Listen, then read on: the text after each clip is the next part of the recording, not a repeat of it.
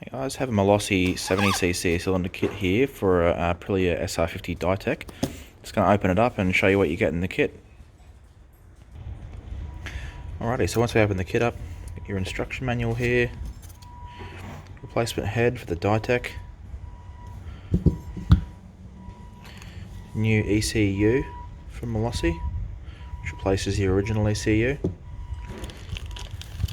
have the cylinder with the piston just sitting in there. Inside there you'll see your gudgeon pin, and normally Malossi slide the rings into the bottom of the cylinder there so they're safe, can't be snapped during transit. And here we have your O-ring head gaskets, outer and inner, your base gasket, and a whole bunch of other little O-ring gaskets that come with the kit, mainly to do with the injector. They're all replaced as you go through, moving all your air and fuel injector from your original head onto the Malossi head. Here you have the pins for your exhaust, some other little bits and pieces and stickers, reed valve pedals, carbon,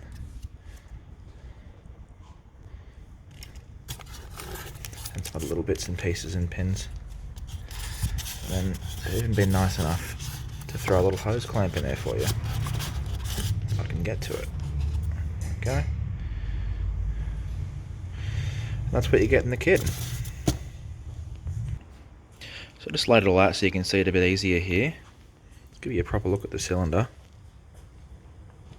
You can see the rings just sitting in the bottom there. These kits are really ideal if you have a standard Ditech and you've maybe seized it, or you're doing a rebuild on it. Just get a little bit more power out of your bike. And these ECUs as well, the main function of these is to pump a little bit more oil into your casing and your engine, which is only going to be a benefit. And something to note here as well, these ECUs can be purchased separately as well. A lot of Ditechs have an issue with blowing the standard ECU, so this is a really good replacement, as the standard ECU can be incredibly expensive.